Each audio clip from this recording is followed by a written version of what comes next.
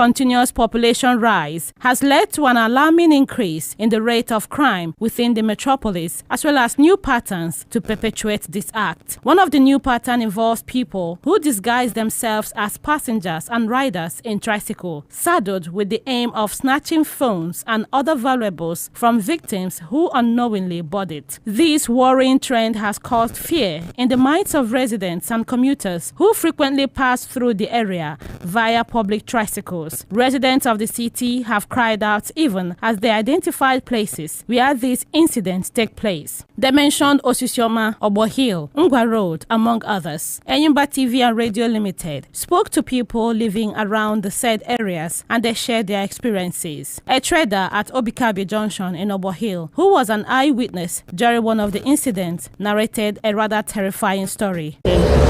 One day, wine, the mother being a keke, and I had 3 boys, Nimeri keke. Have another, but the girl and 18 years. So the girl is not hungry and Kalonta Bria. Now, Lotta. Just study Briaga, how kidnappers. Then as the girl who Tereba nating, Mundamia, Obikabe Junction, nating Mundamia neighbor, raise their bike.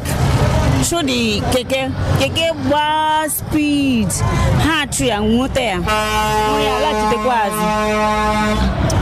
Touch all the boy very well. Meanwhile, I rescue all the girl. The girl in the team, we have coffee and a main road about coffee. The girl use short skirts. The girl, Omera, but only bruises.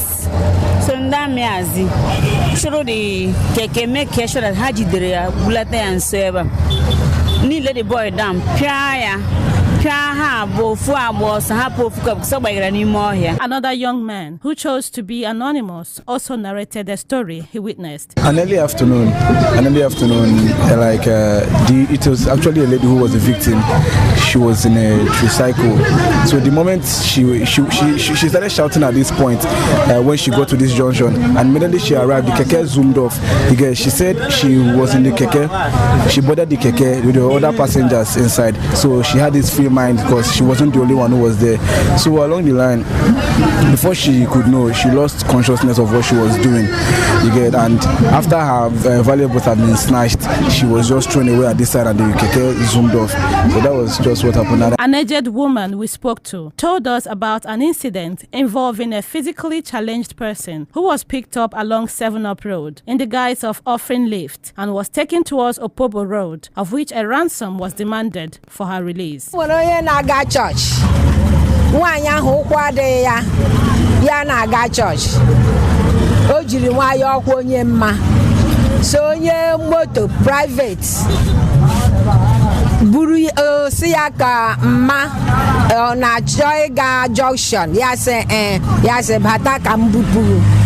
Ya buruzie ya go buru ga junction. So si on eweta ego ga kpo mo wa phone ka ha bia weta ego. So why pokwa my phone or wa mare go le wa mecha na release manyo. A journalist working in one of the media outfits in Aba, who closed from work in the night and was on her way home, narrated how her phone, together with money, was taken from her by a keke operator. We snatched my phone for inside keke. So I been to go back house. I did work for nights and only me. So I stopped keke. I don't know say the keke na so they do for inside the keke. By the time I come down, I been hold my phone and money for hand because I don't want to open my bag again. I just want to go house straight. So as I hold the money where I go take pay and also my phone. So as I give the keke driver my the money like this, like making just collect the money, now saying drag put the phone and can use speed, can go. Many residents who decided to share their story off the microphone said upon entering the keke, it is always difficult to suspect any foul play. Just as one of them said he boarded a keke with a pregnant woman inside, of which the pregnant woman was the one who brandished a knife, surrendering him until they emptied his account via POS. Another also talked about how her younger relative was charmed into bringing every valuable in their house to an unknown destination in Osisioma. The menace of theft and robbery using tricycle in Aba is increasing on daily basis. People are constantly dispossessed of their belongings and in most cases injured. Government should come to the rescue of the masses by taking drastic measures to curb this ugly incident. Government should also provide security at the vulnerable spots mentioned. A stitch in time, they say, saves 9. Esther Chima reporting. There you have it. What is going on in the city. It's a recurring issue, and we've been talking about it too on this platform. It just reminded me of last year how it wasn't last year, I think it was 2 years ago, I jumped out of a moving tricycle. And yesterday, yes, I did. Because of that, yesterday I boarded a tricycle and I was skeptical because since last 2 years I had an accident, I don't enter keke where men are seated. I don't. Once I stop a keke and the only people sitting there are men, I apologize. You should see a therapist. No, because I'm still traumatized. People don't know that trauma is a thing. So yesterday happened that there was a guy sitting and then I joined them, and then two other guys now entered and I happened to be in the middle. I'm telling you, Michael, my body system changed. I wasn't myself. I was praying in tongues as I was sitting there and I was telling God, let nothing happen to me till I get to where I'm going to, because that experience left me traumatized. Let's talk about the solution. I think the solution, before now, they stopped tricycle from moving after 7 p.m. I don't know if that is still operational. That's number one. Number two, they have union. This is where the union, they have to come in, because whatever the government, if this report keeps going on, and whatever decision the government decides to take is going to affect them.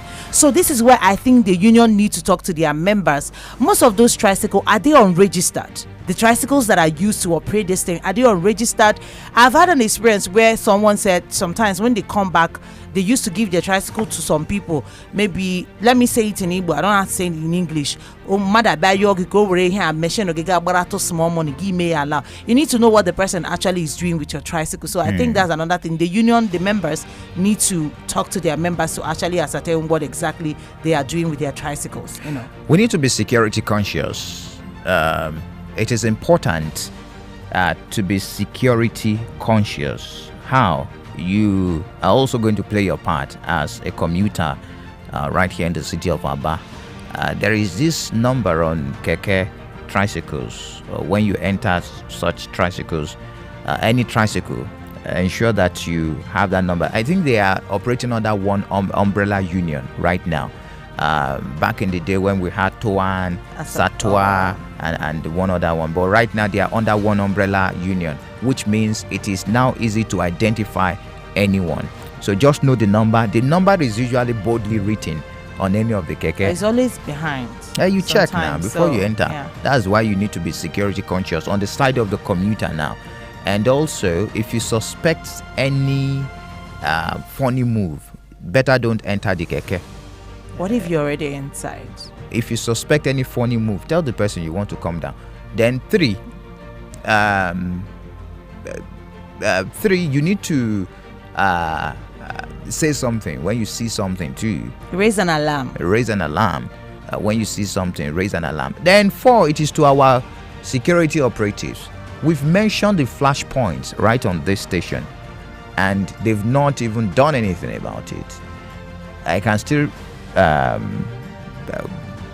recollect when we talked about it the last time. I mentioned that Bata axis when you're going into Ogbo Hill, towards Ogbo Hill, NTA axis, early in the morning, late in the evening, people get robbed.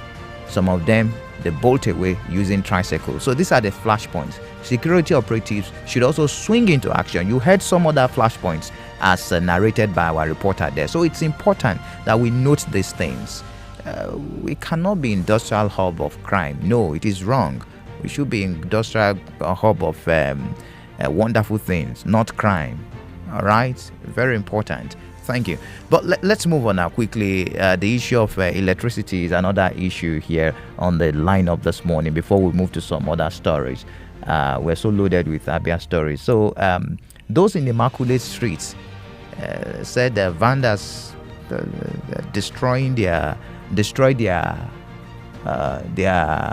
cable to the transformer, and now they don't have light. They've not been having light since January, thereabout. So let's take a listen to this report that highlighted their complaints. Electricity is essential to a nation's economic, social, and political development. The lack of sufficient energy supply significantly impairs the rise in the standard of living, industrialization, and other fields, including education and health. The demand for electrical energy is rising rapidly, and the available resources are reducing rapidly. Thus, managing energy sources effectively, maximizing consumption, and reducing production costs is crucial. A resident at Immaculate who spoke to us complained about the fluctuation of power supply in the area. He went further to state the causes of power outage in the area. My name is Udo Ezekiel, and I live here in Immaculate.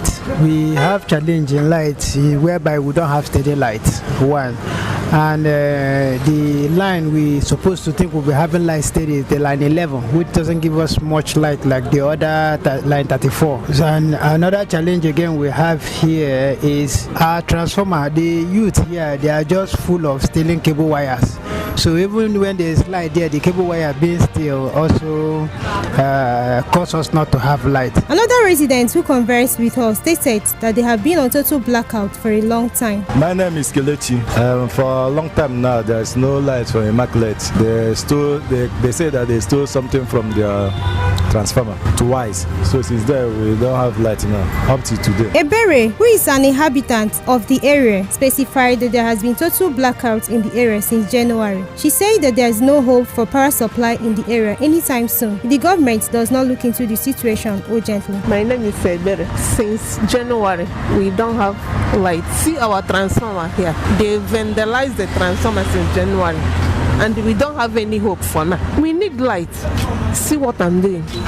See my business. I'm using a generator instead of light. I'm supposed to use light, but I'm using generator. See fuel, 800, 850 per liter now, and I'm selling drinks. No light to cool my drinks, so it's not easy. Other residents who communicated with us expressed their grievances regarding the situation. My name is Chine. Actually, it's affecting my business in the sense that, I am a tailor. We don't do without light because I can also without ironing, and I also have industrial machine, but I'm not making use of it because we don't have light. For more than 3 months, Immaculate Avenue, our transformer there has been vandalized. Power restoration can be challenging, particularly when power stations are damaged and the grid is tripped. These disruptions can extend for several hours, days, weeks, or even months. According to residents of Immaculate, there is so much work to be done by the government. The stability of installations and their continuous operation, as well as the quality of life of residents, are all highly dependent on the constant supply of energy. Amarachi Osondo reporting.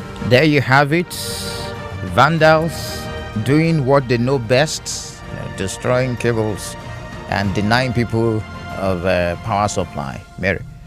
Well, anyway, one question I usually ask is because these vandals, I don't know, if you don't really have the knowledge of some certain things, I don't think you would actually go to vandalize, transformer and all that. But that being said, I think one of the ways, aside from, just complaining about it, one of the ways to look into it is probably for people living around that area. If people have a transformer around the area, I think one of the things to do is maybe find someone that will secure the area for you. It's better you find somebody who's going to look after the place and possibly pay the person than for you people to keep having issues of vandals. They will steal, you will buy, they will steal, you will buy.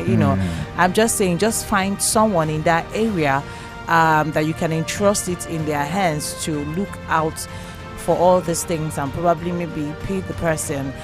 That's just what I think, because this one now, are you going to blame it on power people because it's not their fault that your transformer was actually vandalized. But it is what it is. But one can actually say, if we used to have steady power supply, people would think twice before they raid transformers.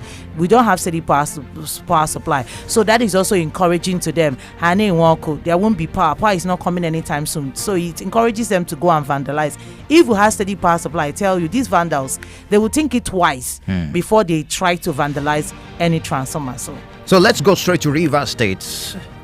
Interestingly, there was a commissioning yesterday, commissioning of a road project. It was commissioned by the governor of Abia State, Dr. Alex Oti, and he was invited by Governor Similaye Fubara. But what caught our attention was what he said. He said he decried the substantial debt burden inherited from the previous administration of Nyesom Wike, saying most of the projects commissioned in the state were not fully funded. He did not give the estimate of the debt. He said he is now compelled to speak out after being pushed by his opponent. Take a listen. As we're going now, we'll be going with a white paper to show record an amount this project was awarded at the cost of 6.7 billion. And I can say boldly that no kobo is remaining. We've paid the contractor completely. The purpose of this is to let the world know that if there is one problem this administration has, is debt. Most of the projects that are being commissioned, they are coming for their balance payments, and it's running in millions and billions. I've said I don't want to talk. I don't want to talk because I am part of that system. And they all chorused, talk. He said I was part of that system. Talk. There you have it. Well, anyway, I talked about this earlier. I know that the FCT minister is going to say something about this. He's not going to take it lying low. So I'm just waiting to hear what he's going to say at the end of the day. But Fubara, like he said, you should know that he's part of that past administration. I mentioned it yesterday. So if projects were not, the payments were not completed, Accountant General, we need to know why. Questions will be asked because you're part of the past administration. So that you don't end up shooting yourself in the leg. That's just what I'm saying. Is it that he just discovered, in 2022, EFCC declared Rivers State Accountant General then, and who was the Rivers State Accountant General? Fubara. They declared wanted for 435 billion naira fraud. Today, he's now speaking against the same fraud that was allegedly perpetrated under his watch. We need to understand that this fight is not a fight of the people. I said it yesterday. To whose interest will he probe the previous administration? That's if he's going to probe the previous administration. The crisis in Port Harcourt is getting messier by the day, and it is casting stark light on the country's political landscape. We need to watch it. Governance is taking the back seat, while the back and forth that they are doing is taking the front seat. To whose interests? Rivers State remains one of the most strategic states in the country, cosmopolitan home base of the nation's oil and gas industry, home to the nation's second most important sea access and the marine economy. Few industries there, manufacturing and hospitality concerns. So we need, especially the president, should not allow petty politics in the state to endanger the axis of the national security. I'm happy that few days ago he released a statement, that was 2 days ago, through his special advisor Ajurin Galali, that he will maintain neutrality, that he won't take sides in Rivers State. Happy? That's after, let me land. That's after what he has done. It means maybe with this new one he may not take side, but the deed has been done. What he has done is already generating, it has given Wike so much morale. House of Assembly, we don't even know the right House of Assembly. One is led by one Jumbo, the other one Martin Amewule, who, as things stand, the people are the ultimate losers, and they need to understand that. The crisis in Rivers State is about vested interest. It's not about the people. Wike is a serving minister. He's seen acting in that manner, entrusted the fate of the nation's capital, still imperiling, stopping the peace and security of his home state. He cannot continue to cheer those legislators who are overheating the politics. The same thing, Fubara. You cannot conduct the business of the government in content of the state legislature, the engine room of democracy. You move the sitting of the one you recognize to the House of Assembly or to the government house. How is that? How is the House of Assembly independent of the executive in the face of the law? Illegality everywhere. How long will they continue to do this? And governance is suffering.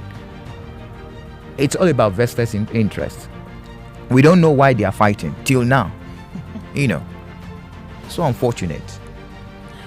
Well, anyway, I don't see this ending anytime soon. And, just like you said, probably what the president said is moving forward, because somehow that peace pact is somehow not bringing any peace. In fact, if at all anything, has made this thing to escalate, the more and all that. So it's not going to end. Tomorrow there will still be another story coming from River State. Throughout this week there will be stories coming from River State. And like I said yesterday, it's distracting Governor Fubara.